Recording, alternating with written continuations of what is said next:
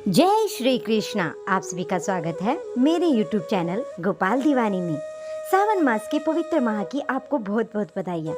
जैसा कि आप सभी को पता है कि आज महाशिवरात्रि का दिन है, तो हम आपको शिवरात्रि की व्रत कथा का रसपान करवाने जा रहे हैं। आप सभी से अनुरोध है कि कथा को पूरा सुनकर जाएं। आइए कथा आरंभ करते हैं। किसी समय वाराणसी में वन में एक भील रहता था और उसका नाम गुरुद्रोह था। वन्य प्राणियों का शिकार करके अपने परिवार का भरण पोषण करता था।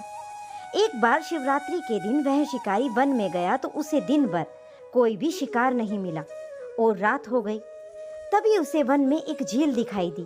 उसने सोचा कि मैं यहीं पेड़ पर चढ़कर शिकार की राह देखता हूँ, कोई न कोई प्राणी यहाँ पानी पीने अवश्य आएगा। यह सोचकर वह पानी का पात्र भरकर विल वृक्ष पर चढ़ गया और उस विल वृक्ष के नीचे शिवलिंग स्थापित था। थोड़ी देर बाद वहां एक हिरनी आई और गुरुद्रोह ने जैसे ही हिरनी को मारने के लिए धनुष का तीर चढ़ाया, विल वृक्ष के पत्ते जल पर और शिवलिंग के पर गिर पड़े। इस प्रकार रात के प्रथम पहर में अनजाने में ही उसके द्वारा शिवलिंग की पूजा हो गई। तभी हिरनी ने उसे देख लिया।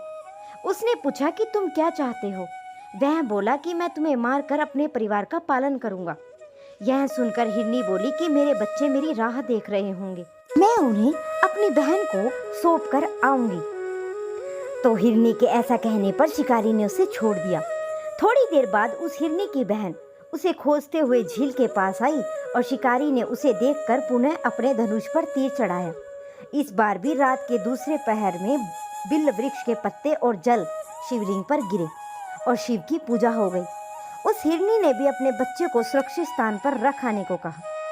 शिकारी ने उसे भी जाने दिया और थोड़ी देर बाद वहां एक हिरन अपनी हिरनी की खोज में आया। तो इस बार भी वही सब हुआ और तीसरे पहर में भी शिवलिंग की पूजा हो गई। वह हिरन भी अपने बच्चों को सुरक्षित स्थान पर छोड़ आने की बात कहकर चला गया। जब वह तीनों हिरन व हिरनी मिले तो प्रतिज्ञाबद्ध होने के कारण तीनों शिकार के पास आ गए।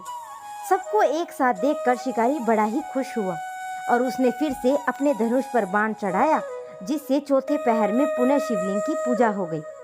इस प्रकार गुरुद्रोह दिन भर भूखा प्यासा रहकर वह रात भर जागता ही रहा और चारों पहर अनजाने में शिव की पूजा हो गई और शिवरात्रि का व्रत समाप्त हो गया, जिसके प्रभाव से उसके पाप ही तत्काल में भस्म हो गए और पुण्य उदय होने पर सभी हिरणों को मारने का विचार भी उसने त्याग दिया।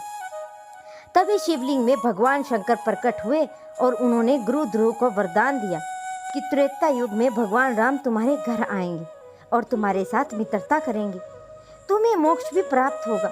और इस प्रकार अनजाने में किए गए शिवरात्रि व्रत से भगवान शंकर ने शिकारी को मोक्ष प्रदान कर दिया। तो ये थी शिवरात्रि की व्रत कथा।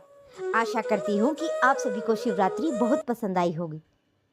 और अगर आप सभी को कथा पसंद आई है तो मेरे चैनल को सब्सक्राइब कर दीजिए, वीडियो को लाइक कर दीजिए और वीडियो को शेयर करना ना भूलें।